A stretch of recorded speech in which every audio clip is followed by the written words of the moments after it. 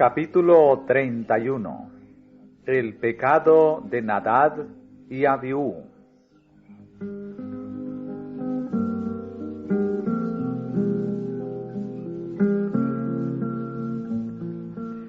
Después de la dedicación del tabernáculo, fueron consagrados los sacerdotes para su oficio sagrado. Estos servicios requirieron 7 días, y en cada uno de ellos se cumplieron importantes ceremonias. Al 8º día principiaron su ministerio. Ayudado por sus hijos, Aarón ofreció los sacrificios que Dios estipulaba, y alzó sus manos y bendijo al pueblo. Todo se había hecho conforme a las instrucciones de Dios, y el Señor aceptó el sacrificio y reveló su gloria de una manera extraordinaria. Descendió fuego de Dios y consumió la víctima que estaba sobre el altar. El pueblo vio estas maravillosas manifestaciones del poder divino con reverencia y sumo interés. Las tuvo por señal de la gloria y el favor de Dios, y todos a una elevaron sus voces en alabanza y adoración, y se postraron como si estuviesen en la inmediata presencia de Jehová.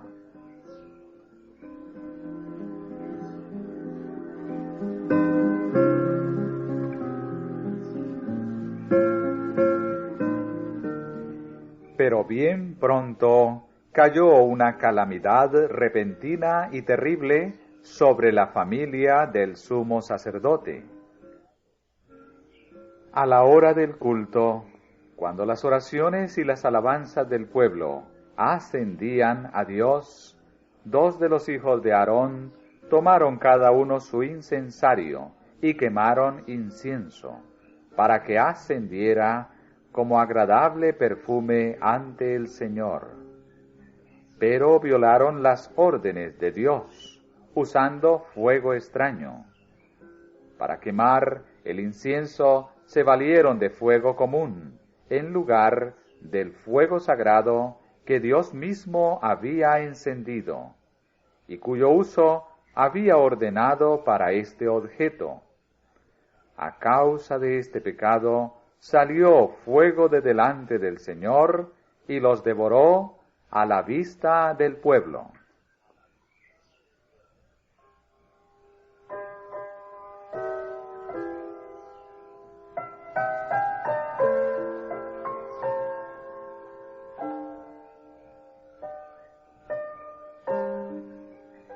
Después de Moisés y de Aarón, Nadab y Abiú ocupaban la posición más elevada en Israel.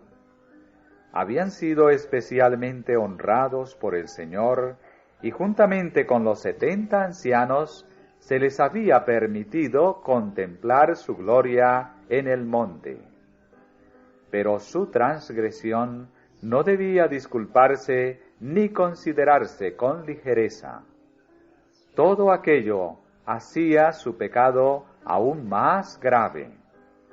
Por el hecho de que los hombres hayan recibido gran luz, y como los príncipes de Israel hayan ascendido al monte, hayan gozado de la comunión con Dios, y hayan morado en la luz de su gloria, no deben lisonjearse de que pueden después pecar impunemente. No deben creer que porque fueron así honrados, Dios no castigará estrictamente su iniquidad. Este es un engaño fatal. La gran luz y los privilegios otorgados demandan reciprocidad, que debe manifestarse en una virtud y santidad correspondientes a la luz recibida. Dios no aceptará nada menos que esto. Las grandes bendiciones o privilegios no debieran adormecer a los hombres en la seguridad o la negligencia. nunca debieran dar licencia para pecar, ni debieran creer los favorecidos que Dios no será estricto con ellos. Todas las ventajas que Dios concede son medios suyos para dar ardor al espíritu, celo al esfuerzo y vigor en el cumplimiento de su santa voluntad.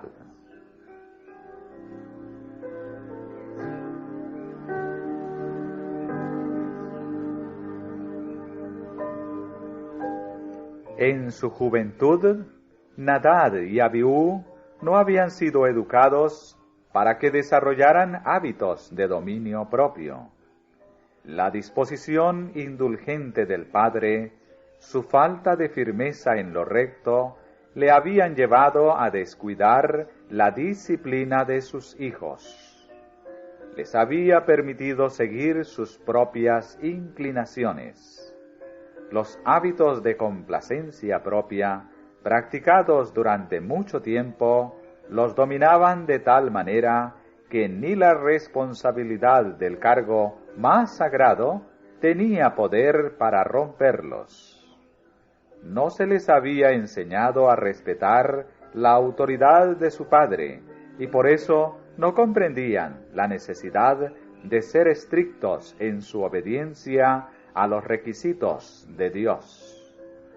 La equivocada indulgencia de Aarón respecto a sus hijos preparó a éstos para que fueran objeto del castigo divino.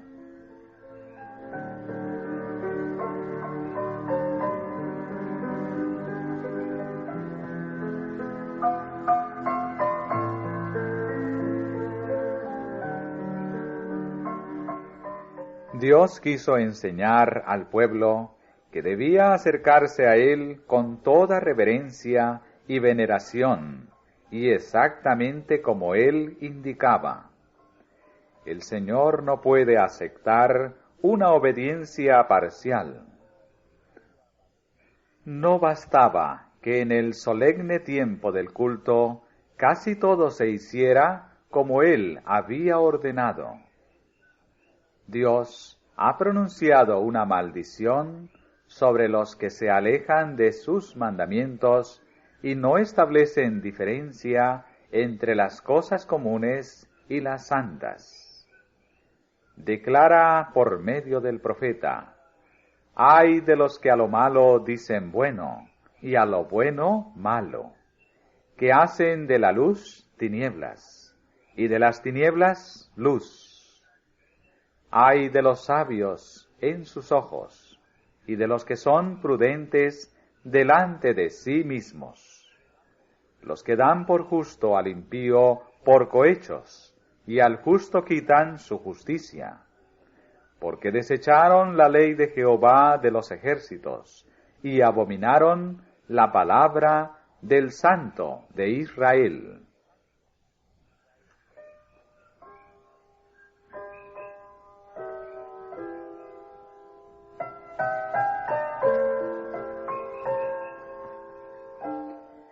Nadie se engañe a sí mismo con la creencia de que una parte de los mandamientos de Dios no es esencial, o que Él aceptará un sustituto en reemplazo de lo que Él ha ordenado. El profeta Jeremías dijo: ¿quién será aquel que diga que vino algo que el Señor no mandó? Dios no ha puesto ningún mandamiento en su palabra que los hombres puedan obedecer o desobedecer a voluntad sin sufrir las consecuencias. Si el hombre elige cualquier otro camino que no sea el de la estricta obediencia, encontrará que su fin son caminos de muerte.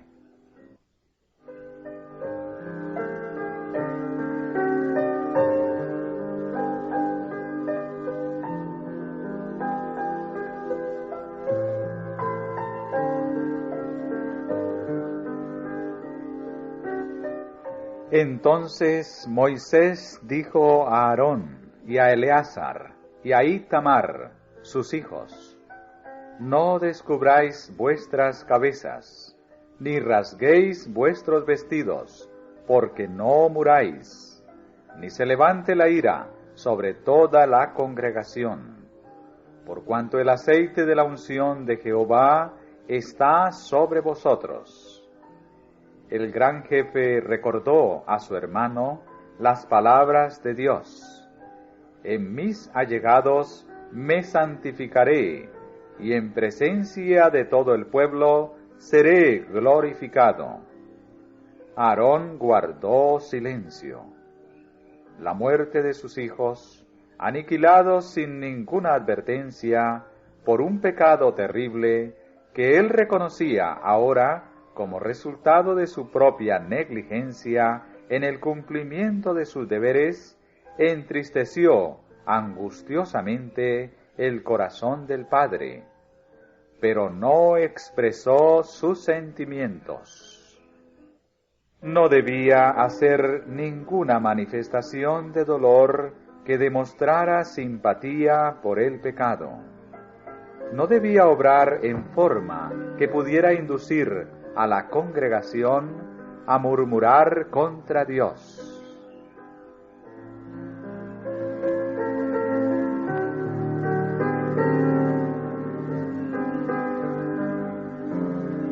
El Señor quería enseñar a su pueblo a reconocer la justicia de sus castigos para que otros temieran.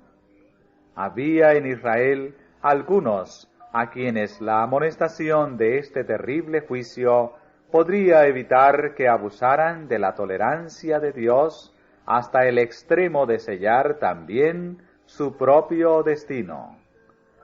La amonestación divina se hace sentir sobre la falsa simpatía hacia el pecador, que trata de excusar su pecado. El pecado adormece la percepción moral, de tal manera que el pecador no comprende la enormidad de su transgresión, y sin el poder convincente del Espíritu Santo permanece parcialmente ciego en lo referente a su pecado. Es deber de los siervos de Cristo enseñar a estos descarriados el peligro en que están. Los que destruyen el efecto de la advertencia, cegando los ojos de los pecadores para que no vean el carácter y los verdaderos resultados del pecado, a menudo se lisonjean de que en esa forma demuestran su caridad. Pero lo que hacen es oponerse directamente a la obra del Espíritu Santo de Dios e impedirla. Arrullan al pecador para que se duerma al borde de la destrucción. Se hacen partícipes de su culpa y asumen una terrible responsabilidad por su impenitencia. Muchísimos han descendido a la ruina como resultado de esta falsa y engañosa simpatía.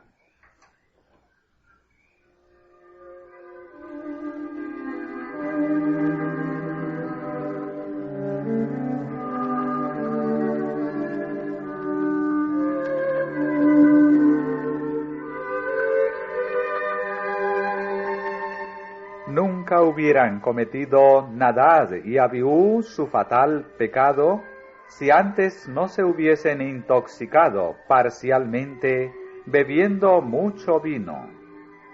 Sabían que era menester hacer la preparación más cuidadosa y solemne antes de presentarse en el santuario, donde se manifestaba la presencia divina. Pero debido a su intemperancia, se habían descalificado para ejercer su santo oficio. Su mente se confundió y se embotaron sus percepciones morales, de tal manera que no pudieron discernir la diferencia que había entre lo sagrado y lo común.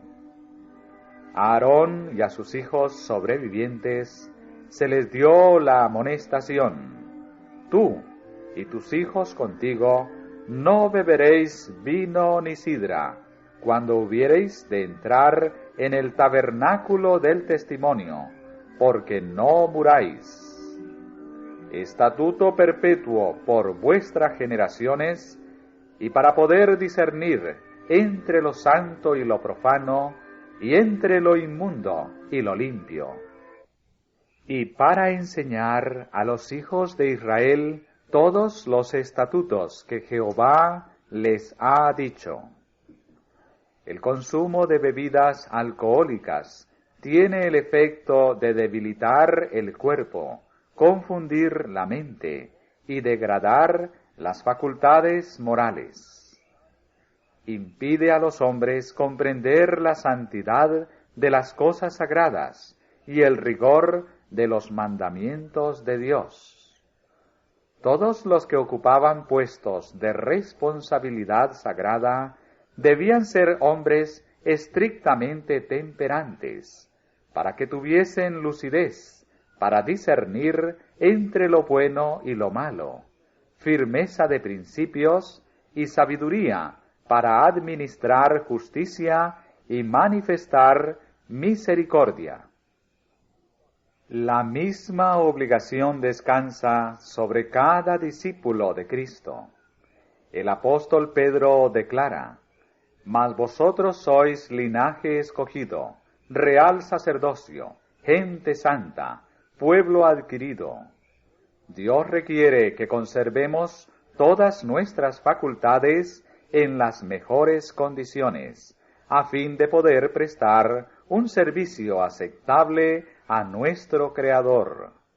Si se ingieren bebidas intoxicantes, producirán los mismos efectos que en el caso de aquellos sacerdotes de Israel. La conciencia perderá su sensibilidad al pecado, y con toda seguridad se sufrirá un proceso de endurecimiento en lo que toca a la iniquidad, hasta que lo común y lo sagrado pierda toda diferencia de significado. ¿Cómo podremos entonces ajustarnos a la norma y a los requerimientos divinos? ¿O ignoráis que vuestro cuerpo es templo del Espíritu Santo, el cual está en vosotros, el cual tenéis de Dios, y que no sois vuestros? Porque comprados sois por precio. Glorificad pues a Dios en vuestro cuerpo y en vuestro espíritu, los cuales son de Dios. Si pues coméis, o bebéis, o hacéis otra cosa, hacedlo todo a gloria de Dios.